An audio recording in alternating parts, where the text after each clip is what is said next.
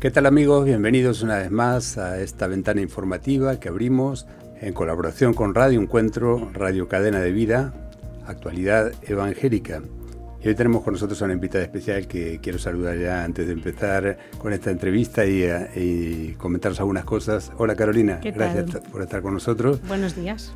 Carolina es la secretaria ejecutiva de la Federación de Entidades Religiosas Evangélicas de España. Y como sabéis, la secretaria ejecutiva, mejor dicho, ostenta la representación legal de la Federación de modo individual y actúa como primer representante de FEREDE en actividades institucionales y protocolarias. Representa a FEREDE ante las administraciones públicas del Estado y otros organismos públicos o privados con quienes se establezcan relaciones de diálogo y de cooperación. Se encarga además de ejecutar los acuerdos de los órganos de dirección de la entidad, de la Federación, como son la Comisión Plenaria, la Comisión Permanente y la Comisión de Coordinación, y también de asistir y cohesionar en nombre de la Federación los trabajos y servicios de las consejerías, consejos evangélicos autonómicos, organismos autónomos de FEREDE y las comisiones especiales y técnicas creadas por la misma. Igualmente tiene asignada la dirección de la Oficina de Servicios Integrados de la Federación. Desde marzo de 2022 el cargo lo ostenta nuestra invitada de hoy, Carolina Bueno, y esperamos que esta entrevista que le vamos a hacer, vamos a dar un repaso a muchas cosas, muchos temas importantes, será del interés de todos ustedes. Carolina, gracias por estar con nosotros otra vez. Pues muy bien. Y ya llevas más de 3 años, llevas ya al frente en solitario de la Secretaría Ejecutiva de FEREDE. ¿Cómo lo llevas? ¿Es más o menos como te lo imaginabas? ¿Mejor, peor? Bueno, quizás podría decir que es más intenso y más duro de lo que pensaba. Y eso que he estado yo durante bastante tiempo implicada en FEREDE, trabajando cerca del anterior secretario ejecutivo, de Mariano Blázquez, y bueno, pues he visto de cerca, ¿no?, el trabajo de la Federación. Pero bueno, cuando ya estás ahí ejerciendo y desarrollando la responsabilidad, te das cuenta del peso, de que es grande la responsabilidad, de que a veces no es fácil y que es muy intenso. Pero bueno, es también un privilegio, y no me quejo en absoluto. Es un privilegio poder levantarse cada mañana con el foco puesto en trabajar a favor de la libertad religiosa, de las iglesias evangélicas, y sobre todo trabajar cada día sirviendo a Dios, ¿no? Saber que estás sirviendo a Dios de una manera tan especial. Y luego no estoy sola, ¿no? Tengo el apoyo de todos los trabajadores de FEREDE, todo el equipo que están ahí remando en la misma dirección, y luego también, por supuesto, está la Comisión Permanente y el presidente, que también trabajan mucho y colaboran en todo lo que hay por delante. La Comisión Permanente es la Junta Directiva. Como la Junta Directiva, exactamente, eso es. de la Federación. Hablabas de la libertad religiosa, que es una de las, digamos, de las batallas, los frentes de batalla más importantes de la Federación, por decirlo de alguna manera, y además que coge el testigo de su predecesora, la Comisión de Defensa Evangélica, que en tiempos del franquismo fue donde nació y tuvo una gran lucha por los derechos de todos en este país y particularmente de la libertad religiosa. ¿Cómo valorarías desde tu perspectiva, tu punto de observatorio privilegiado, porque estás en primera línea allí, la libertad religiosa en nuestro país hoy respecto quizá a los últimos años? ¿Ha habido una evolución favorable? ¿Hay restricciones? ¿Pasos atrás? ¿Cómo la valorarías? Bueno, lo primero que diría sería que agradezcamos que tenemos un ordenamiento jurídico y un sistema, ¿no?, legislativo que protege de una manera muy fuerte la libertad religiosa. No podemos perder esto de vista, que está muy protegida y que podemos disfrutar, gracias a Dios, de libertad religiosa en nuestro país. Algo que a veces, no podemos dejar de agradecer, ¿no? La libertad de culto, la libertad de conciencia, la libertad de reunirnos, y todo eso hay que agradecerlo porque es muy distinta de la situación de otros cristianos, ¿no?, en otros lugares del mundo que se encuentran perseguidos y con muchas restricciones por causa de su fe.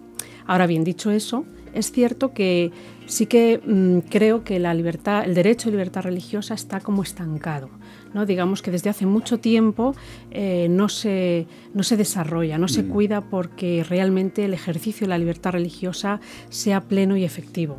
Y podríamos decir también que no se valora, ¿no? Yo creo que es un derecho fundamental. Mi percepción es que no se valora hoy en día demasiado, ni por parte de los partidos políticos o los gobiernos y las autoridades, incluso por la sociedad, ¿no? Parece que, bueno, si se recorta la libertad religiosa, pues no se da mucha importancia. Y lo cierto es que asistimos a algunas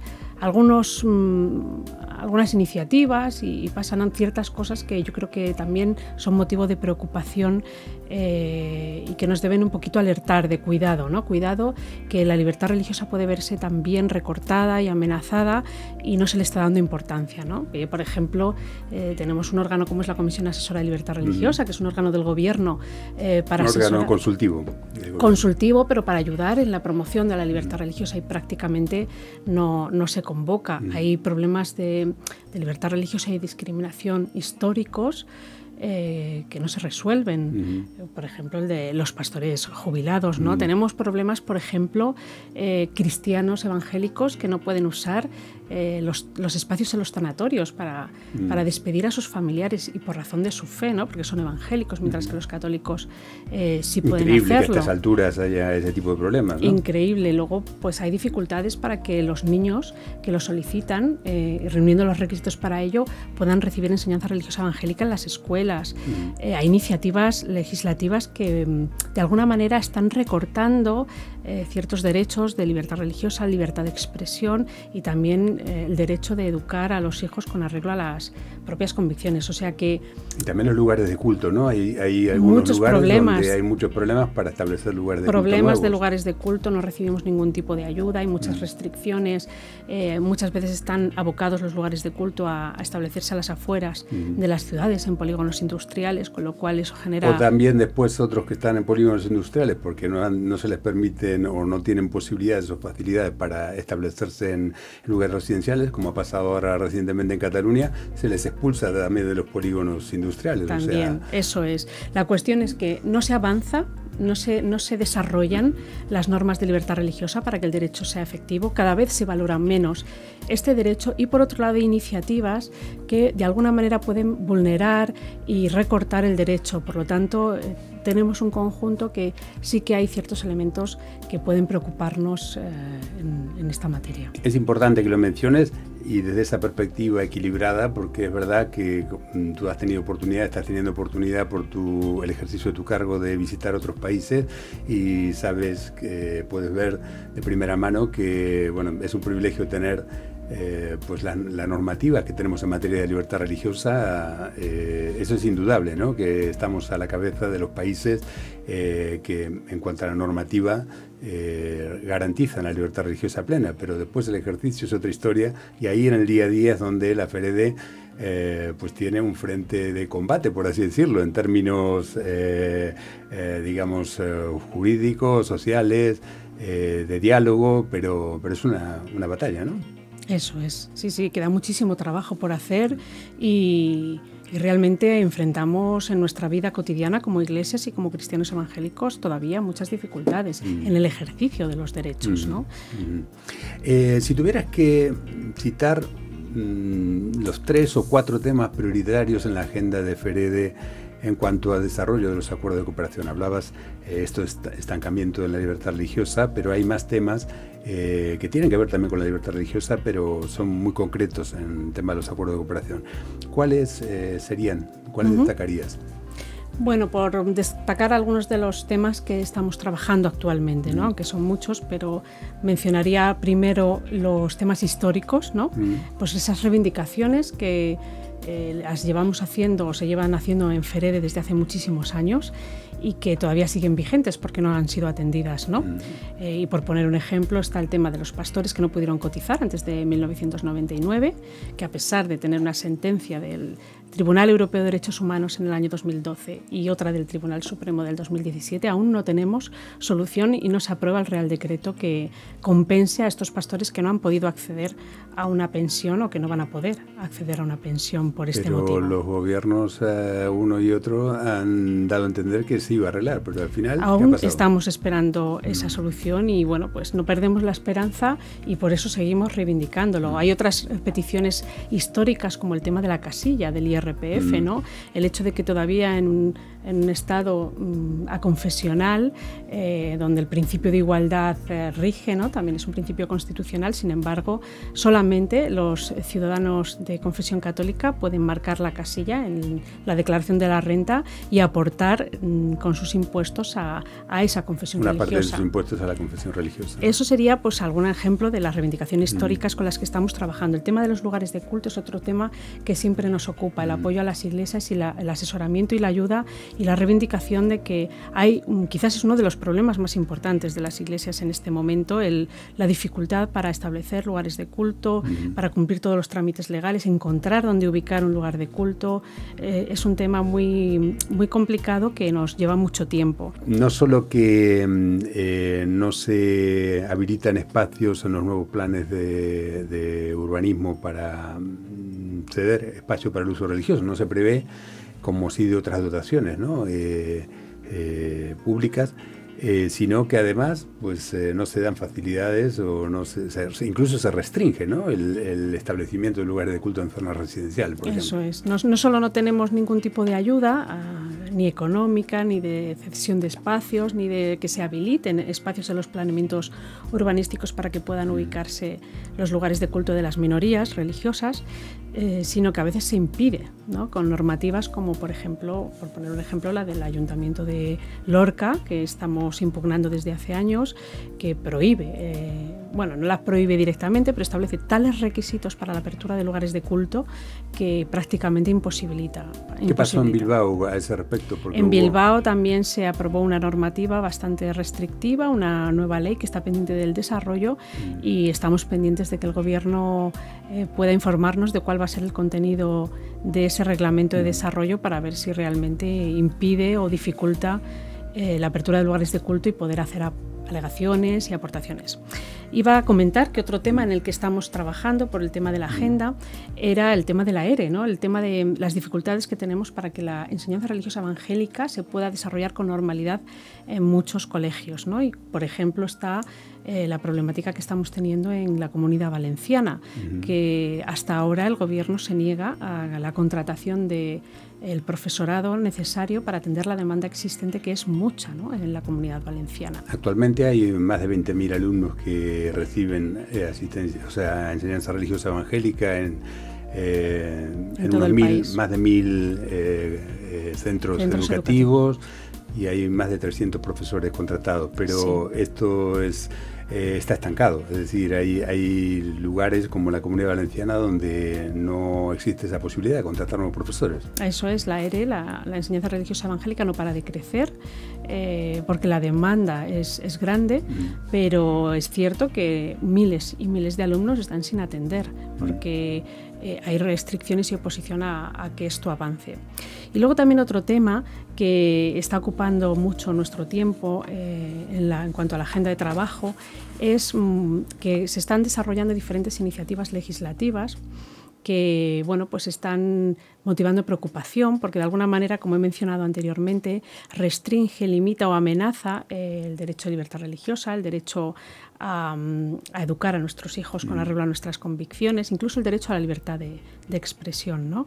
Y estamos trabajando, pues, y hemos trabajado en los últimos tiempos. Por ejemplo, ¿podría citar algún caso? Sí, por ejemplo, pues están las leyes LGTBI, la ley trans. Está también, por ejemplo, el anuncio de la derogación del delito contra los sentimientos religiosos. Es muy reciente. Muy reciente, y estamos también pidiéndole al Gobierno que, bueno, pues que no quite protección a la libertad religiosa y que si lo quita de ahí, pues que proteja la libertad religiosa de otras maneras alternativas. Sí, igual es una exageración lo que estoy diciendo, no, corrígeme si me equivoco, pero da la impresión como que en un intento por proteger o sobreproteger a una minoría se está vulnerando o desprotegiendo los derechos de otras minorías, ¿no? Parece que hay minorías de primera clase y de segunda. Eso es, y nuestra reivindicación siempre es, nosotros no nos oponemos a que se proteja a todas las personas, a que se luche contra la discriminación de todas las personas, pero también la nuestra, ¿no? Y el derecho a libertad religiosa, el derecho a libertad de conciencia es un pilar de la democracia y es fundamental que esté bien protegido, ¿no? Y vemos con estas iniciativas y otras, como por ejemplo el reciente anuncio también de que se va a penalizar la penalización de las terapias de conversión, descritas tales terapias de tal manera que no solo las terapias de una forma ambigua, ¿no? De una forma ambigua que pareciera que cualquier conducta, cualquier ayuda que se pueda prestar a una persona que tenga dudas sobre orientación... Que la solicite, además. Y que la solicite, pues está penalizado, ¿no?, por parte del Código Penal. Bueno, son toda una serie de iniciativas legislativas en las que estamos trabajando, las analizamos, manifestamos la preocupación al Gobierno, exponemos nuestras peticiones y también propuestas alternativas, ¿no?, a eso que se está haciendo.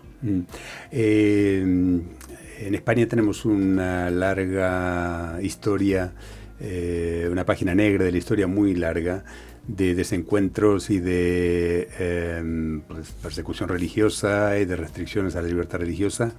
Pero en los últimos años se ha avanzado en el diálogo interreligioso, en el que Ferede participa activamente también, con confesiones cristianas y no cristianas en distintos ámbitos, se organizan eventos y de diálogo. Hay 2 o 3 eventos en particular en los que Ferede está involucrada ya desde hace unos años. Por un lado, las jornadas interreligiosas en Córdoba, donde participan judíos, musulmanes y cristianos, católicos y protestantes. También, más recientemente, se conformó la Mesa Interconfesional de España, que integra a las principales confesiones cristianas, protestantes, católicos, ortodoxos, etcétera. Y bueno, se crean así espacios de diálogo interreligioso que me gustaría que los valoraras. Como además tú estás en primera línea, porque como representante de Ferede no solo participa activamente en la organización de las jornadas en Córdoba, sino que también actualmente, coyunturalmente, eres la primera presidenta de esa Mesa Interconfesional de España, ¿no? ¿Cómo lo valoras? ¿Cuál es tu experiencia y tu punto de vista? Pues mi valoración es positiva. Yo creo que son experiencias que están permitiendo el conocimiento mutuo, están permitiendo el diálogo, la comunicación y la reflexión en cómo podemos desarrollar algunas iniciativas conjuntas que puedan ser de interés común y que también puedan ser de bendición para nuestra sociedad, ¿no? Por ejemplo, si podrías citar alguna cuestión de interés común. Bueno, pues mira, por ejemplo, una de las cuestiones que nos afecta, por supuesto, es el tema de la libertad religiosa, ¿no? Y en algunas de las reuniones que hemos tenido, ha salido el tema de la derogación del delito contra los sentimientos religiosos. Hemos podido compartir la preocupación existente por esta falta o esta minusvaloración que existe de la libertad religiosa y los recortes que parece que se están produciendo. Es algo que compartimos, esa preocupación en todas las confesiones cristianas, y hemos podido de manera conjunta pedirle al Gobierno un poquito que nos explique por qué quiere derogar ese delito y que no estamos conformes con que se quite la protección a la libertad religiosa. Otra iniciativa que hemos desarrollado de forma conjunta es la reivindicación del tema de los pastores jubilados y el problema de que ministros de otras confesiones cristianas no pueden cotizar a la Seguridad Social. Pues de manera conjunta hemos reivindicado esos temas que son de justicia, que son de protección de libertad religiosa. Y luego también, en cuanto a ejemplos de temas que son de bien común, hemos tenido la oportunidad en una reunión de compartir lo que cada confesión está haciendo en materia de migración, ¿no? Y ha sido pues significativo ver la cantidad de trabajo que se está haciendo desde tanto la Iglesia Ortodoxa, la Iglesia Católica y, por supuesto, las iglesias evangélicas para ayudar a los migrantes en nuestro país. Se trata de una labor pues muy significativa que está aportando mucho al bienestar de nuestro país, ¿no? Qué interesante. Te voy a pedir que aclares un punto, porque desde ciertas sensibilidades o a veces desde el desconocimiento, la distancia, hay quienes cuando ven este tipo de encuentros o actividades enseguida lo interpretan como una actividad ecuménica. Sí, claro. Pero se ha dicho por activa y por pasiva que no hay una actividad ecuménica en el sentido ni teológico ni práctico de la palabra, ¿no? Sí, no, el contenido de estas reuniones no es para nada teológico, no hay un debate teológico, está claro el posicionamiento de cada uno y entonces todo se afronta con respeto a la identidad y a los posicionamientos teológicos de cada una de las confesiones. No se trata de eso, se trata simplemente cada uno desde su posición teológica, desde sus convicciones, cómo podemos colaborar, si es que hay áreas en las que podemos colaborar, porque son de interés común, y cómo podemos ayudar a la sociedad también dando un ejemplo de diálogo, dando un ejemplo de convivencia en nuestra sociedad. Sin duda es una imagen muy potente que habla más que 1000 palabras a veces, ¿no? Como suele decir, el ver pues a un sacerdote católico, un ministro de culto ortodoxo, en algunos foros un imán musulmán o un rabino judío, una representante de una entidad protestante como eres tú, pues estrechándose la mano y simplemente teniendo un diálogo cordial más allá de sus diferencias teológicas. Eso traslada un mensaje, ¿no? De convivencia para la sociedad, incluso ejemplo en los momentos de crispación y discurso de odio que vivimos, ¿no? Claro, vivimos en una sociedad que realmente cada vez está más polarizada, ¿no? Y más crispada, y yo creo que, bueno, tenemos posicionamientos teológicos diferentes, somos distintas confesiones, diferentes iglesias, creemos distinto, pero también hay cosas en común y también hay áreas en las que podemos colaborar. Pues eso es lo que está haciendo la mesa, yo creo que dando un ejemplo de diálogo, ¿no? Y tampoco cierra, digamos, una página de la historia, es decir, la historia es la que es. Hay una memoria histórica que incluso desde ámbitos protestantes, y FEREDE apoya, se rescata una historia de persecución, una historia difícil que han vivido nuestros antepasados aquí. Con este tipo de encuentros y diálogo interreligioso de ninguna manera se está tampoco, te pregunto, ¿no? Diciendo, bueno, pues aquí no ha pasado nada, ¿no? No, por supuesto que no. Menos. De hecho, en nuestro país venimos de una tradición de muy poca libertad religiosa, ¿no? Y en ese sentido nosotros tenemos que seguir reivindicando de dónde venimos, y de ahí la preocupación de que no se proteja la libertad religiosa, porque en nuestro país la libertad religiosa se protege desde el año 1978, o sea que es que tenemos una historia de libertad religiosa muy reciente, y cualquier día esto puede cambiar, o sea, por eso nosotros tenemos que ser activos en defender la libertad religiosa, en levantar la bandera de cuidado que se está echando para atrás, cuidado que estamos retrocediendo, cuidado que esto no se puede tomar a la ligera, ¿no? Muy bien. Otro frente de tu actuación como secretaria ejecutiva y de representación, no solo ante el Estado, sino también tu participación en distintos eventos y organismos evangélicos, te ha llevado a visitar algunos países, a participar, por ejemplo, en congresos importantes internacionales como el de Lausana, en Corea del Sur, que fue el último que se celebró. También las asambleas de la Alianza Evangélica Latina, de la que FEREDE es miembro fundadora, de alguna manera también. Y más recientemente el 5º Congreso en Conviván en Panamá. ¿Qué ha supuesto para ti en lo personal y también en lo institucional como representante de FEREDE la participación en este tipo de eventos? Bueno, en lo personal, pues un privilegio poder asistir a estos congresos y a estos encuentros, por lo que supone de enriquecimiento y conocer gente de cristianos, líderes de todo el mundo, ¿no? Y también creo que es un privilegio porque permite tener una visión de cómo está evolucionando el cristianismo, la Iglesia cristiana, la Iglesia evangélica concretamente, en todo el mundo, ¿no? Ha supuesto, por ejemplo, ver cómo está creciendo el cristianismo y concretamente el cristianismo evangélico en el sur global, ¿no? Que está experimentando un crecimiento tremendo en Asia, en África, en Latinoamérica. Conocer más de cerca el crecimiento de la Iglesia latinoamericana y el tremendo potencial que puede tener no solo en el presente, sino de cara en el futuro. Cómo está cambiando ese rostro de la Iglesia, ¿no? La Iglesia evangélica pues es un rostro ahora diferente. Más mestizo, ¿no? Más del sur, ¿no? Más latino, más africano, más asiático, sí. ¿no? Que es donde la Iglesia está creciendo más y eso también está impactando en Occidente, en Europa y también, imagino, en Estados Unidos. Y sí, eso es quizás una de las cuestiones más significativas.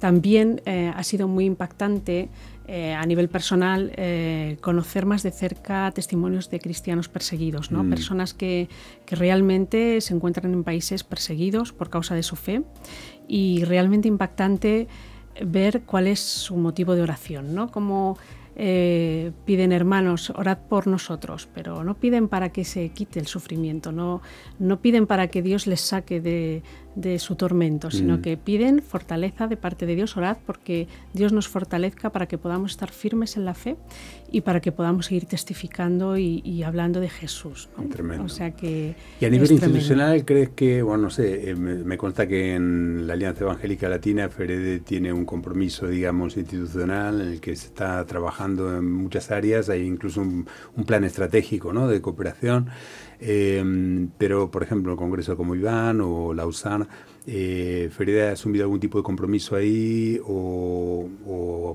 está participando en algún área de trabajo o algo, o simplemente en estos eventos se ha participado en calidad de observadores? ¿Cómo es la situación? Sí, bueno, nuestra participación y colaboración con estas entidades es muy estrecha desde hace muchos años, ¿no? En la Alianza Evangélica Latina, por ejemplo, formamos parte de la asamblea a la que asistimos cada año, participamos en sus fines, en sus objetivos y también estamos presentes en la junta directiva, ¿no?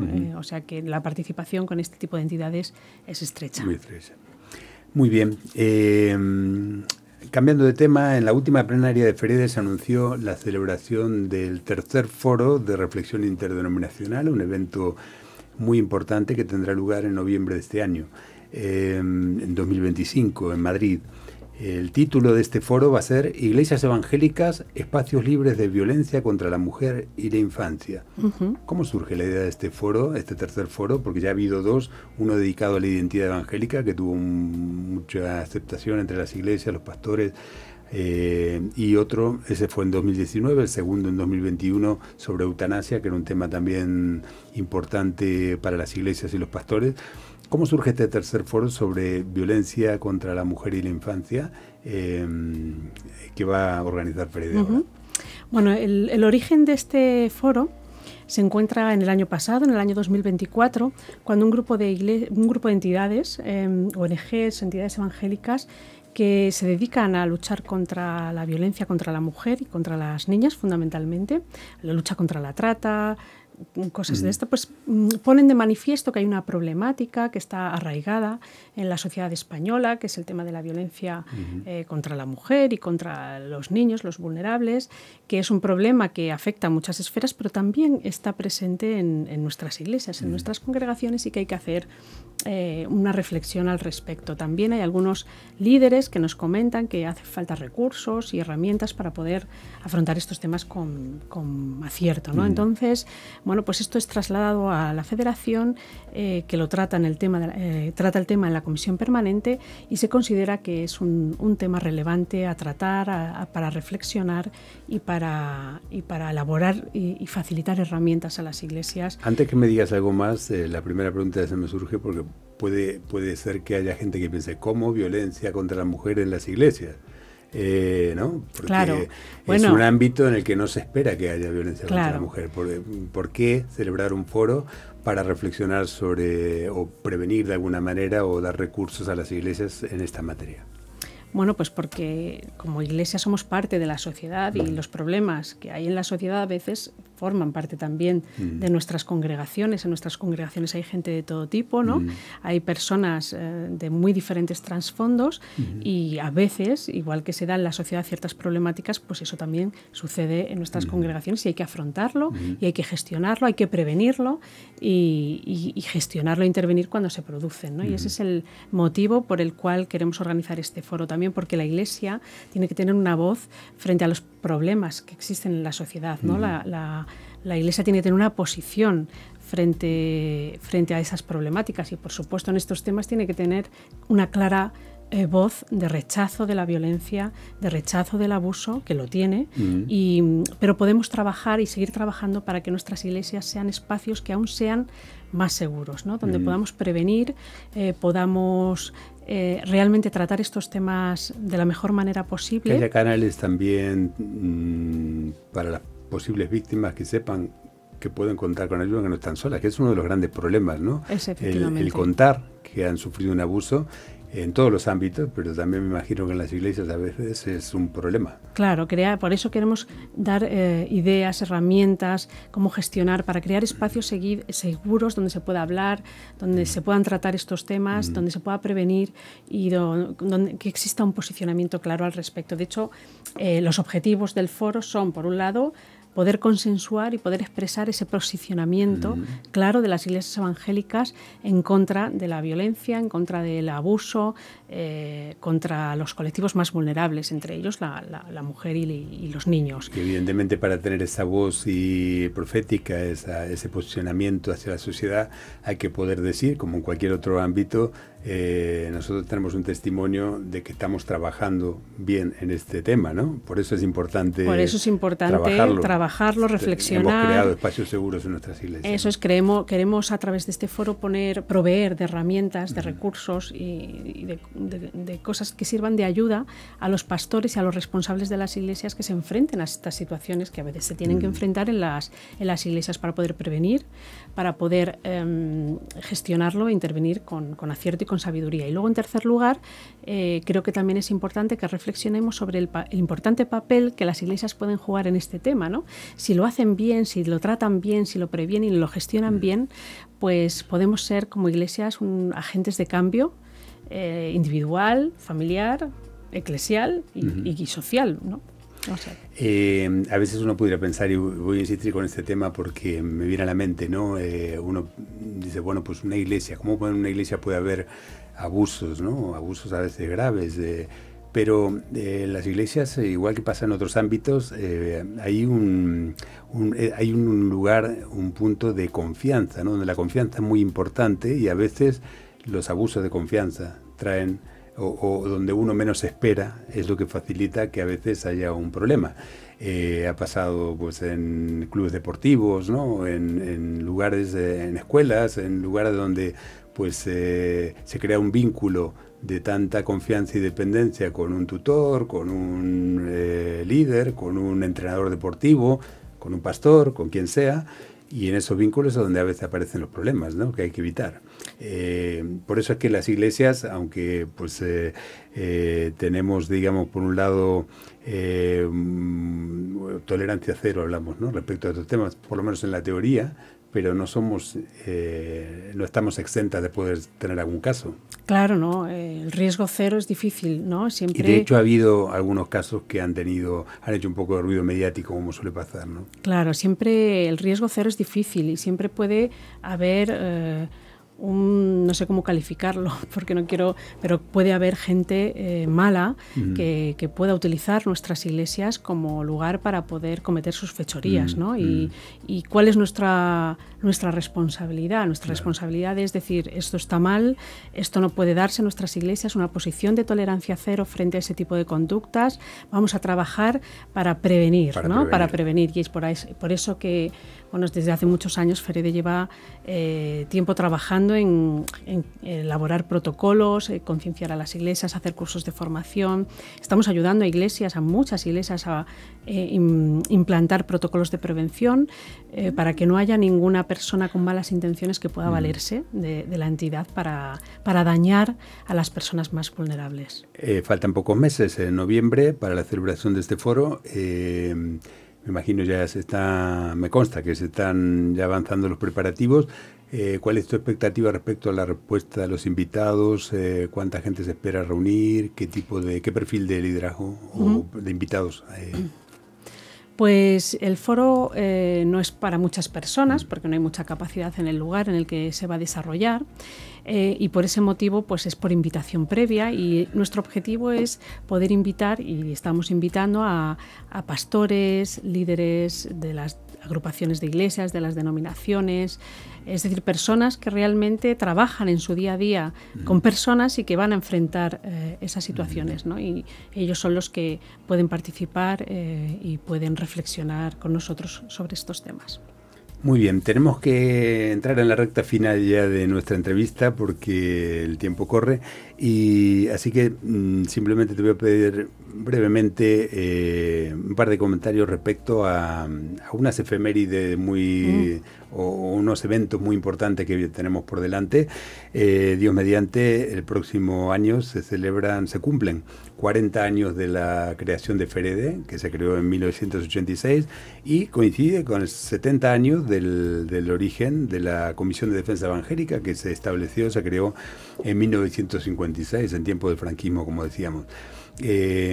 Y también se está trabajando en la preparación del 9º Congreso Evangélico para 2027, que va a ser el 9º Congreso, porque el 8º fue, recordamos, el 2017, cuando el 500 aniversario de la Reforma. ¿Qué nos puedes decir acerca de estas? ¿Va a haber alguna forma de conmemorar estos actos aparte del Congreso? Pues sí, efectivamente es el 40 aniversario desde la Constitución de FEREDE, que fue constituida en el 86, en 1936, y luego el 70 aniversario desde la Constitución de la Comisión de Defensa, que es nuestro antecedente, ¿no? Y por supuesto vamos a hacer algo especial para conmemorarlo, que lo estamos preparando, ya daremos detalles y lo anunciaremos. Y sí que es muy importante que, bueno, pues todos los pastores y los representantes de las iglesias puedan anotarse las fechas del próximo Congreso Evangélico, que efectivamente tendrá lugar en octubre, los días 21, 22 y 23 de octubre del año 2027, ¿no? Pretendemos organizar después de 10 años, un congreso que sea ilusionante, que sea de bendición. No queremos que sea un acto multitudinario más, queremos que realmente pues, podamos, mediante este congreso, visibilizar el testimonio evangélico, visibilidad a la unidad y la realidad de las iglesias evangélicas en España, ver hasta aquí hemos llegado, ¿no? Toda la evolución que hemos tenido como pueblo evangélico, pero también queremos que sea algo que sea útil, ¿no? Queremos que sea un momento de reflexión, de poder buscar formas de trabajar juntos, de colaborar en la misión y de poder colaborar en la extensión del Evangelio, y que este congreso sea de inspiración y que pueda proveer de herramientas para enfocarnos hacia el futuro juntos, ¿no? Muy bien, sin duda que será así, si Dios quiere, porque todos los congresos, yo por lo menos llevo varios congresos, ya han sido un antes y un después en algunos temas, han surgido proyectos, plataformas, avances en la obra evangélica en España. Y bueno, hay que ir con esa expectativa a este noveno congreso. Claro, y de tratar todos los retos y desafíos que como Iglesia tenemos, que son muchos. Que son muchos, pero también las oportunidades, son muchas también. Carolina, ¿te queda algo en el tintero que te gustaría compartir? Pues no, que muchas gracias por este ratito de conversación. Pues gracias a ti, ha sido un placer como siempre, y enhorabuena por tu trabajo y ánimo, por intenso que sea, pues tienes un equipo y Dios está contigo, así que mucho ánimo. Muchas gracias, Jorge. Pues hasta aquí, amigos, nuestra entrevista de hoy. Esperamos que haya sido para vosotros tan interesante como para nosotros, para nuestro equipo. Y nada, simplemente nos despedimos hasta una próxima entrevista, hasta una próxima actualidad evangélica. Y simplemente recordaros que si queréis ver alguna de las entrevistas pasadas, podéis ir a nuestra página de YouTube, Actualidad Evangélica en YouTube, y allí nos encontráis esta y otras entrevistas que hemos realizado en el pasado. Nada más, muchas gracias, que Dios les bendiga.